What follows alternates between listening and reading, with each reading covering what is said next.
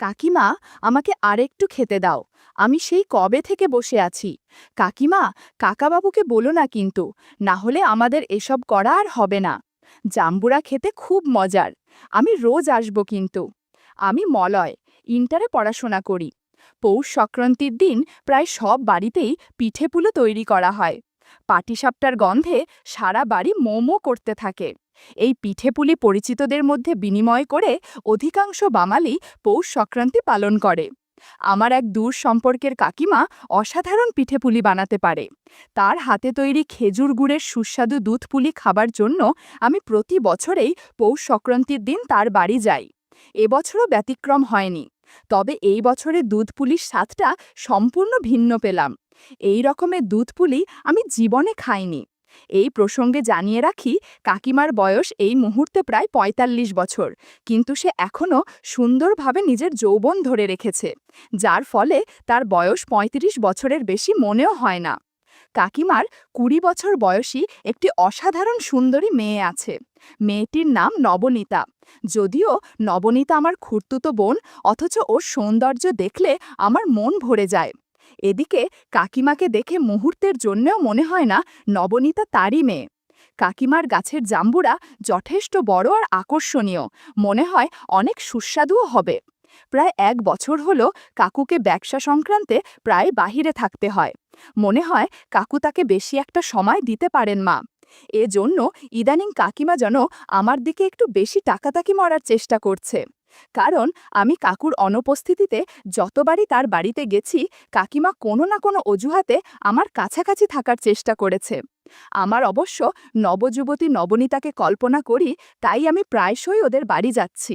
এবং নবনীতা যখনই আমার সামনে বসে আমার সাথে কথা বলে, আমি কামনার দৃষ্টিতে তাকিয়ে থাকি। কপাল ভালো থাকলে অনেক না বলা জিনিসের দেখা পাই। কাকিমা বাড়িতে প্রায় সময়ই পুরনো ফিনফিনে শাড়ি আর ব্লাউজ পরে থাকে। কাকিমার শাড়ির আঁচল অনেক সময়ই অগোছালো হওয়ার ফলে একটু অন্যরকম লাগে। কাকিমাকে এরকম দেখে মাঝে মাঝেই রাতে তার কথা কল্পনা করি। কাকিমার সাথে গল্প করার ইচ্ছে হয়, কিন্তু লোকলজ্জার ভয়ে অনুমতি ও সহমতি ছাড়া আমি নবনীতা অথবা কাকিমা কারোর দিকে এগোবার সাহস পাচ্ছিলাম না। এবছর পৌষ সংক্রান্তির কয়েকদিন আগে কাকিমা আমায় পিঠেপুলি খাবার জন্য আমন্ত্রণ করল। আমার মন কাকিমার হাতের তৈরি দুধ পুলি পিঠা খাবার জন্য আগে থেকেই ছটপট করছিল। তাছাড়া নবনীতাকে দেখার আকর্ষণ তো ছিলই, তাই আমি এক বাক্যে কাকিমার আমন্ত্রণ স্বীকার করে নিলাম। ওই দিন আমি ঠিক সময়ে কাকিমার বাড়ি গেলাম। জানতে পারলাম নবনীতা নাটি তার কোনো এক বান্ধবীর বাড়ি গেছে এবং বিকেলের আগে ফিরবে না। নবনীতাকে দেখার ইচ্ছে পূরণ না হওয়ার ফলে আমার মনটা একটু ভেঙে গেল। কিন্তু তখন আমি ঘুণাক্ষরেও ভাবতে পারিনি এক নতুন বিস্ময় আমার জন্য অপেক্ষা করছে। কাকিমা খুব যত্ন করেই আমায় পিঠে ও পাটিসাপটা পিঠা খাওয়ালো। কিন্তু এই বছর কি হলো, কাকিমার হাতের তৈরি সুস্বাদু দুধ পুলি তো পেলাম না। আমি কাকিমাকে জিজ্ঞেস করলাম, কাকিমা, এবছর দুধ পুলি বানাওনি, আমায় খেতে দিলে না তো? কাকিমা রহস্যময় হাসি দিয়ে বলল, এবছর আমি তোমায় নতুন রকমের দুধ পুলি খাওয়াবো, কিন্তু তার আগে আমি তোমার চোখ বেঁধে দেব এবং নিজে হাতেই তোমায় দুধ পুলি খাওয়াবো। এই রকমের সুস্বাদু দুধ পুলি তুমি কোনোদিন খাওনি। আমি ভ্যাবাচাকা হয়ে কাকিমার দিকে তাকিয়ে থাকলাম। কাকিমা একটা মোটা কাপড় দিয়ে আমার চোখ বেঁধে দিল, যাতে আমি কিচ্ছু না দেখতে পাই। কয়েক মুহূর্ত বাদে কাকিমা আমায় দুধ পুলি খাবার জন্য হাঁ করতে বলল। মনে হয় কোনো সারপ্রাইজ দিবে। একটু পর কাকিমা আমার মুখে একটা বেশ বড় অথচ খুবই নরম সুস্বাদু পিঠা খেতে দিল। আমার মধ্যে ৪৪০ ভোল্টের বিদ্যুৎ বয়ে গেল। আকস্মিকভাবে বললাম, এটা কি? বন্ধুরা, তোমরা বুঝেছ তো কাকিমা আমাকে কেমন পিঠা দিয়েছে? আমি কাকিমার আওয়াজ শুনতে পেলাম। এই সম্পূর্ণ নতুন ধরনের দুধ পুলি তোর কেমন লাগছে বাবু? এই রকমের দুধ পুলি জীবনে খাসনি, ঠিক তো? আমি বললাম, এর আগে যত পিঠা দিয়েছিলে এটাই সবগুলো সেরা। এরকম পিঠা খাবার কথা আমি অনেক দিন ধরে তোমাকে বলবো বলে ভাবছিলাম, কিন্তু সাহস পাচ্ছিলাম না। কাকিমা বলল, অন্য বছরের দুধ পুলি পিঠার চেয়ে এটা তো নিশ্চয়ই অনেক ভালো লাগছে, তাই তো? এখন নবনীতাও বাড়িতে নেই, তুই নিশ্চিন্তে পিঠা খা, তোর জন্য আরও হরেক রকমের পিঠা আছে। আমি স্বপ্নেও ভাবিনি এই রকমের পিঠা খেতে পাবো। এটা তো পিঠে বা পাটিসাপটার চেয়ে লক্ষগুণ সুস্বাদু। আমি কাকিমাকে আমার চোখের বাঁধন খুলে দিতে অনুরোধ করলাম, যাতে নিজ চোখে দেখতে পারি। কাকিমা হাসতে হাসতে বলল, আমি লক্ষ্য করেছিলাম তুই মাঝে মধ্যেই আমার দিকে আর চোখে তাকিয়ে থাকিস। আমি বুঝতে পেরেছিলাম তুই পিঠে খেতে চাস, কিন্তু বলতে পারছিস না।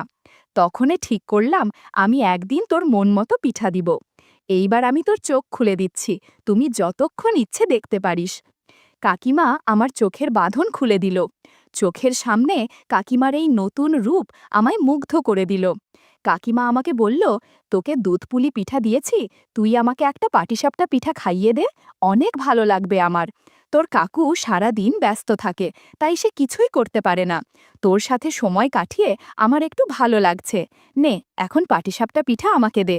আমি খুব যত্নে একটা পাটিসাপটা পিঠা কাকিকে খাইয়ে দিলাম। বন্ধুরা, ইউটিউবের কড়া নিয়মের কারণে কিছু বিষয় সরাসরি বলা যাচ্ছে না। তোমরা কমেন্টে দেয়া লিঙ্ক থেকে আমার ওয়েবসাইট ভিজিট করো, সেখানে একদম খোলামেলা গল্প দেয়া আছে, যেগুলো ইউটিউবে পাওয়া যায় না। এভাবে 50 মিনিট কেটে গেল। এদিকে ঘরটা এলোমেলো হয়ে গেছে।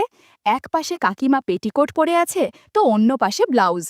কাকিমা বলল, তুই গিয়ে স্নান সেরে নে, আমি ততক্ষণে ঘর গুছিয়ে নিচ্ছি। তুই বের হবার পর আমি স্নানে ঢুকব। ওদিকে নবনীতার ফিরে আসার সময় হয়ে এসেছে। কাকিমার কথা শুনে আমি স্নান সেরে নিলাম। এরপর কাকিমাও স্নান সেরে ফ্রেশ হলো। কিছুক্ষণ বাদে নবনীতা বাড়ি ফিরল এবং আমার পাশে বসে পড়ল। নবনীতাকে দেখে আমার মন আনন্দে ভরে গেল। কাকিমা নবনীতাকে আমার সাথে কথা বলতে বলে ঘরের কাজের জন্য উঠে গেল। নবনীতা কোনোদিনই আমায় দাদা বলে সম্বোধন করত না, মলয় বলেই ডাকত। কাকিমা চলে যাবার পর নবনীতা ফিস ফিস করে আমায় বলল, মলয়, কেমন পিঠে খেলি? নতুন রকমের দুধপুলি পিঠা নিশ্চয়ই খুব উপভোগ করেছিস, তাই না? আমি ভ্যাবাচাকা হয়ে বললাম, হ্যাঁ, কাকিমা পিঠেগুলো খুব সুন্দর বানিয়েছে। নবনীতা বলল, আর ন্যাকামি করিস না তো, অনেকক্ষণ ধরেই তো পিঠা খেলি। আমি বন্ধুর বাড়ি গিয়েছিলাম ঠিকই, কিন্তু বন্ধু বাড়িতে ছিল না, তাই তখনই বাড়ি ফিরে এসেছিলাম। আমি জানলার ফাঁকা দিয়ে দেখলাম খুব আনন্দ নিয়ে দুধপুলি পিঠা খাচ্ছিস। আমি কোনো রকম বাধা না সৃষ্টি করে জানলার ফাঁকা থেকে সব কিছু দেখেছি। মলর, তোকে আমি অনুরোধ করছি, তুই মাঝে মাঝেই আমাদের বাড়িতে এসে মায়ের সাথে একটু সময় কাটাস। আশা করি তাতে তুই আপত্তি করবি না। তবে একটা কথা, তোকে খুড়তুতো বোনের কথাটাও মাথায় রাখতে হবে। তুই নিশ্চয়ই আমার হাতে দুধপুলি পিঠা খেতে দ্বিধা করবি না। আমি মায়ের থেকে ভালো পিঠা বানাতে পারি। প্রথমবার নবনীতার মুখ থেকে এমন কথা শুনে আমি একটু হতবম্ব হয়ে গেছিলাম, তবে সাথে সাথেই নিজেকে সামলে নিয়ে বললাম, নবনীতা, তোর যখন সময় হবে আমাকে বলিস, আমি তখনই চলে আসব। এমন সুযোগ পাওয়া তো ভাগ্যের কথা। সেদিন ওদের সাথে কিছুক্ষণ সময় কাটিয়ে বাড়িতে চলে গেলাম। পরের দিন সকালবেলায় নবনীতা আমায় ফোন করে জানালো, কাকিমা বাপের বাড়ি চলে গেছে, অতএব আমি নির্দ্বিধায় তার বাড়ি যেতে পারি। তবে আসার সময় আমি যেন খানিকটা ভ্যাসলিন আর বিদেশি বেলুন নিয়ে যাই।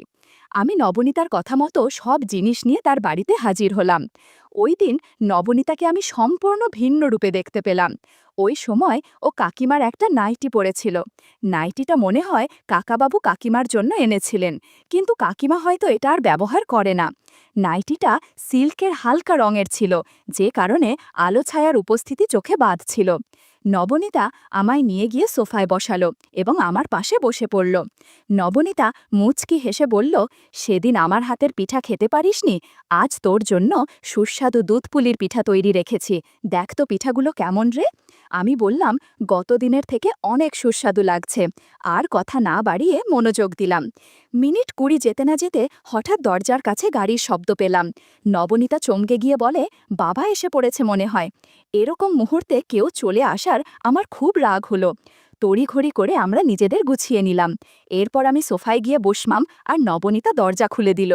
সাধারণত উনি ব্যবসার কাছে দেরি করে ফিরতেন, তাই হঠাৎ এভাবে দুপুরে আসাটা আমাদের কাছে অস্বাভাবিক লাগল। নবনীতা বিস্ময় বলল, বাবা এত তাড়াতাড়ি এলো কেন? আমি শুধু চুপচাপ তাকিয়ে রইলাম। কাকাবাবু ভেতরে ঢুকে আমাদের দিকে ম্লান হেসে বললেন, কি রে মলয়, কবে এলি? আমি বললাম, আজ সকালেই কাকাবাবু। উনি মাথা নেড়ে নিজের ঘরে চলে গেলেন। আমরা ভেবেছিলাম হয়তো ক্লান্ত হয়ে শুয়ে পড়বেন, কিন্তু হঠাৎই দেখি তিনি ফোনে কারোর সঙ্গে অদ্ভুত মিষ্টি গলায় কথা বলছেন। কথাগুলো ঠিক পরিষ্কার শোনা যাচ্ছিল না, তবে একসময় কানে এলো, আরে কালকে তো দেখা হলো না, আজ সন্ধ্যায় যেভাবেই হোক বেরোবো, তোমাকে না দেখে পারছি না। তাছাড়া বাড়িতে এখন ও নেই, আমাদের সুবিধাই হবে। আমি আর নবনীতা দুজনেই একে অপরের দিকে তাকালাম। চোখে চোখে বোঝা গেল আমরা দুজনেই একই জিনিস টের পাচ্ছি। নবনীতার মুখ গম্ভীর হয়ে গেল। সে আমার হাত ধরে টেনে ফিসফিস করে বলল, মলয়, শুনলি বাবা কার সঙ্গে কথা বলছে? আমি বললাম, হ্যাঁ, কিন্তু কিছু বলিস না এখন। আমরা চুপি চুপি বারান্দার পাশে গিয়ে দাঁড়ালাম। সেখান থেকে স্পষ্ট দেখা যাচ্ছিল উনি ফোনে হাঁটাহাঁটি করছেন। মাঝে মাঝে হেসে উঠছেন, আবার গলায় অদ্ভুত কোমল সুর ভেসে আসছে। যে মানুষটা সবসময় গম্ভীর মুখে আমাদের সামনে থাকেন, তাকে এরকমভাবে আগে কখনো দেখিনি। নবনীতা হালকা কাঁপা গলায় বলল, মলয়, মা তোকে নিশ্চয়ই অনেক কিছু বলেছে, কিন্তু বাবার এই দিকটা জানতিস? আমি মাথা নাড়িয়ে বললাম, না রে, একদমই না, আমিও অবাক হচ্ছি। এদিকে কাকাবাবু আমাদের কিছুই টের পাচ্ছেন না। তিনি নিজের ঘরে গিয়ে আয়নায় দাঁড়িয়ে চুল আঁচড়াচ্ছেন, জামা বদলাচ্ছেন। একসময় আলমারি থেকে নতুন শার্ট বের করে আয়নায় দেখে নিলেন, যেন কারোর সঙ্গে দেখা করার জন্যই প্রস্তুতি নিচ্ছেন। কাকিমা একদিকে, নবনীতার অদ্ভুত টান অন্যদিকে, আর এখন কাকাবাবুর এই অদ্ভুত আচরণ, সব মিলিয়ে যেন বাড়িটা রহস্যে ভরে উঠেছে। নবনীতা আমার দিকে ঝুঁকে খুব নিচু গলায় বলল, মলয়, এটা যদি মা জানতে পারে তাহলে কেমন লাগবে ভেবে দেখেছিস? মা হয়তো একেবারে ভেঙে পড়বে। আমি ওর চোখের দিকে তাকিয়ে শুধু বললাম, এই বিষয়টা আপাতত আমাদের মধ্যেই থাকুক, সময় হলে ঠিক বোঝা যাবে কি করতে হবে। কিছুক্ষণ পর কাকাবাবু বাইরে বেরিয়ে গেলেন। কাকাবাবু বের হতেই নবনীতা হঠাৎ আমার দিকে তাকিয়ে বলল, মলয়, বাবাকে এভাবে ছাড়লে হবে না, আমি জানতে চাই উনি আসলে কোথায় যাচ্ছেন। আমি একটু ইতস্তত করছিলাম, কিন্তু কৌতূহলবশত আমি আর না করলাম না। আমার খুব জানতে ইচ্ছে হলো, বাড়িতে এত সুন্দর আকর্ষণীয় বউ রেখে কার সাথে দেখা করতে যাচ্ছেন কাকাবাবু। নবনীতা তাড়াতাড়ি তার স্কুটি বের করল, আর আমি পিছনে বসলাম। কাকাবাবুর গাড়িটা কিছুটা দূরে এগিয়ে যাচ্ছিল, আর আমরা যথাসম্ভব লুকিয়ে তার পিছু নিলাম। রাস্তাটা ফাঁকা ছিল, বাতাস আমাদের কানে শোঁ শোঁ শব্দ করছিল। প্রায় আধ ঘন্টা চলার পর দেখি গাড়িটা একটা ফার্ম হাউসের সামনে ঢুকে থামল। জায়গাটা নির্জন, চারপাশে গাছগাছালি আর বড় গেট। আমরা একটু দূরে স্কুটি লুকিয়ে রেখে ধীরে ধীরে এগোলাম। গেটটা আধখোলা ছিল, তাই ভেতরে উঁকি দিতে অসুবিধা হলো না। যা দেখলাম তাতে বুক কেঁপে উঠল। গাড়ি থেকে নামলেন কাকাবাবু। সেখানে আরেকটা সিএনজি রাখা ছিল, সেটা থেকে নামল পাশার বাড়ির রীতিকা কাকিমা। মুখে হালকা লাজুক হাসি, কিন্তু চোখে এমন এক উজ্জ্বলতা যা সব কিছু বলে দিচ্ছে। পরনে লাল সিল্কের শাড়ি আর মেহেরুন কালারের স্লিভলেস ব্লাউজ। রীতিকা কাকিমাকে দেখে আমার চোখ ছানা বড়া হয়ে গেল। এই সৌন্দর্যেই কাকাবাবু মুগ্ধ হয়েছে তা বুঝতে বাকি রইল না। নবনীতা হঠাৎ বলল, দেখছিস তো, আমি জানতাম কিছু একটা আছে। আমি ওর কথায় শুধু হুঁ হুঁ করেই যাচ্ছি, কিন্তু মন ছিল রীতিকা কাকির দিকে। ওরা ফার্ম হাউসের ভেতরে ঢুকল। আমরাও সাহস করে কাছে গিয়ে জানালার পাশের থাই গ্লাসে চোখ রাখলাম। কাজটা একমুখী ছিল, ভেতরে সব দেখা যায়, কিন্তু বাইরের দিকে কেউ দেখতে পাবে না। ভেতরে যা চলছিল তাতে আমাদের চোখ স্থির হয়ে গেল। রীতিকা কাকিমা কাকাবাবুর খুব কাছাকাছি চলে এসেছে। সব কিছুতে যেন গোপন এক উৎসবের আয়োজন। বন্ধুরা, ইউটিউবের কড়া নিয়মের কারণে কিছু বিষয় সরাসরি বলা যাচ্ছে না। তোমরা কমেন্টে দেয়া লিঙ্ক থেকে আমার ওয়েবসাইট ভিজিট করো, সেখানে একদম খোলামেলা গল্প দেয়া আছে, যেগুলো ইউটিউবে পাওয়া যায় না। আমি আর নবনীতার নিঃশ্বাস আটকে তাদের দেখছিলাম। আমি নবনীতাকে বললাম, এজন্যেই কাকাবাবু এখন আর তোমার মায়ের সময় দেয় না। কিন্তু নবনীতা আমার কথা শুনছে না, ভেতরের দৃশ্য দেখে অদ্ভুত আচরণ করছে।